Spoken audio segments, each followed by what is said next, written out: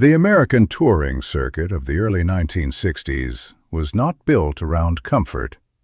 It was built around movement, around buses that covered hundreds of miles between dates, venues that ranged from proper theaters with working dressing rooms to auditoriums converted for a single night and returned to their ordinary purposes by morning.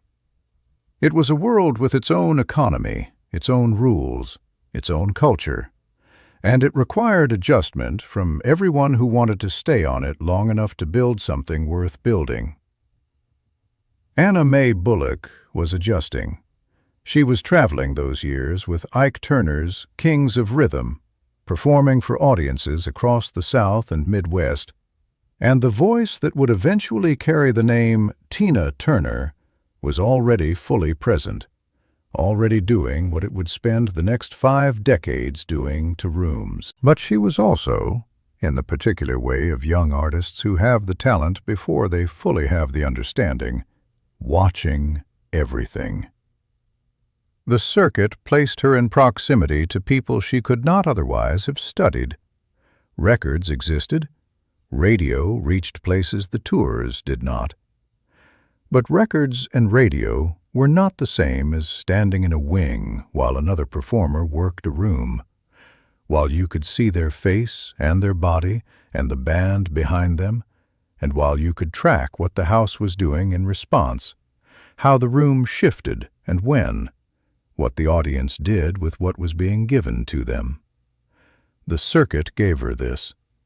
It was one of the things the circuit gave to people who were paying attention, and Anna Mae was paying attention. Etta James was one of the names she had been hearing. The musicians on the circuit talked about her the way musicians talk about performers who are doing something specific that they recognize and cannot entirely explain, in specific terms, not in general superlatives. What they described was what happened in rooms, the particular quality an audience developed by the second song, the way the response from the house arrived differently, faster, more complete, with less of the gradual warming that rooms typically went through, as though the room made a decision in the first minutes and spent the rest of the set confirming what it had decided. She wanted to see it. When the performance ended, the audience gave back what the performance had earned, which was a great deal. Etta James came off stage. Anna Mae was in the wing. She had been formulating a question during the second half of the set, not as a deliberate project, but in the way the mind formulates things when it is watching closely and trying to find the precise point where watching becomes understanding. The question was not about technique. Technique was not the explanation for what she had watched. The question was about origin, where the performance came from, the specific quality she had watched operate on the room, arriving from somewhere she could not locate from the wing. She asked the question. Etta James listened.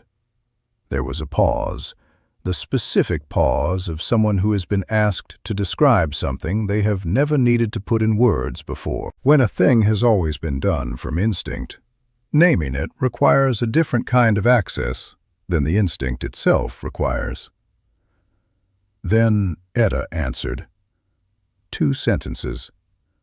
The first described the starting point, the internal location she went to before the first note, the specific place the performance came from.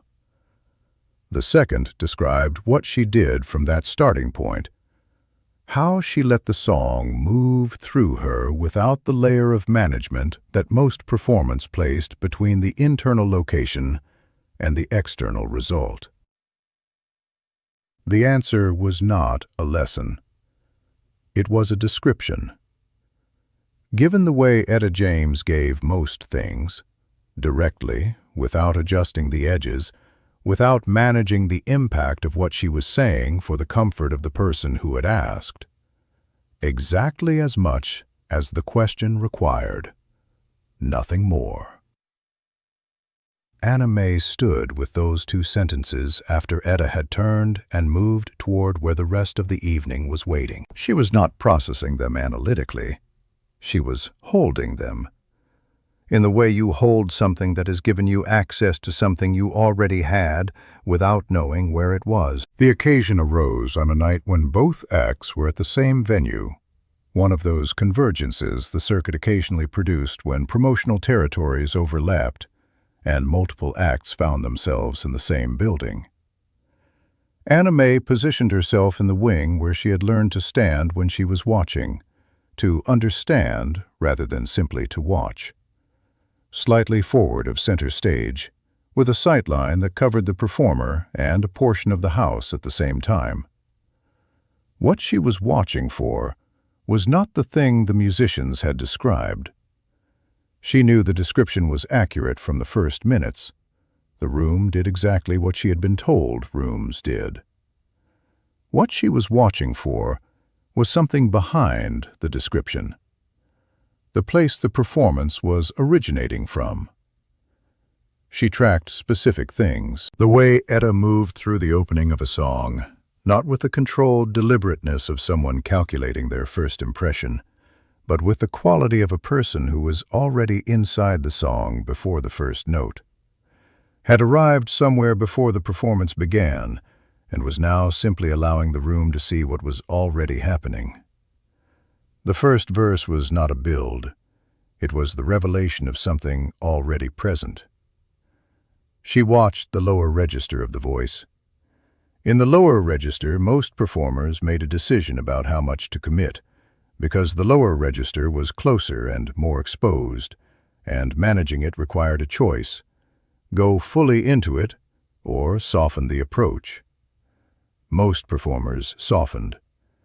Etta James did not soften. She went into the lower register with the same complete commitment she brought to the rest of her range, and the effect in the room was one that Anna Mae felt physically. The sense of something arriving from a distance much shorter than performance usually maintained. By the third song, Anna Mae had stopped tracking. She was simply in the room. The circuit moved on. Both of them traveled toward their next dates, their next cities, their next rooms, and their next audiences. The conversation was not a moment that either of them would have described, in the days that followed, as significant in any formal sense. It was a brief exchange in a wing on a touring night between two performers who had found themselves in the same building, which was something the circuit produced regularly. Anna Mae carried it anyway. She did not speak about it publicly for many years. When she finally mentioned it, in a context that was not designed for significant disclosures, in the specific way that the truest things are sometimes said when there is no occasion arranged for their truth, what she said was not elaborate. She said she had heard a great deal about performance from people who understood it from many angles: musicians, directors, people who had studied what happened in rooms when the right performer was in them. Almost none of it had given her what 2 sentences from Etta James had given her in a wing on a touring night in the early 1960s. What made the difference was not complexity. The sentences were not complex. What made the difference was precision. Etta had described a place instead of a method, an internal location instead of an external process, a starting point instead of a series of steps. And in describing the starting point, she had identified something that Anna Mae already possessed, had always possessed, without having previously known where it was or how to return to it consistently. Tina Turner built a career remarkable in its sustained power, decades of performance across changing musical landscapes, with a consistency of presence that very few artists have maintained over comparable spans of time. The qualities that made it remarkable were hers, always hers. But she said once, without elaborating, in passing, that she had heard something in a wing on a touring night that had told her something about where to go. The person who told her had been Etta James. The telling had taken 2 sentences.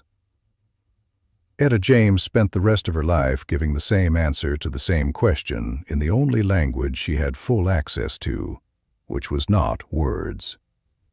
The rooms she gave it to received it the way rooms receive the genuine article, completely, without the hesitation that rooms apply to things they are still deciding about. They had already decided. They knew what they were hearing. That was Etta James. Across every night of every tour, in every room that was lucky enough to have her in it. The genuine article, completely and without exception.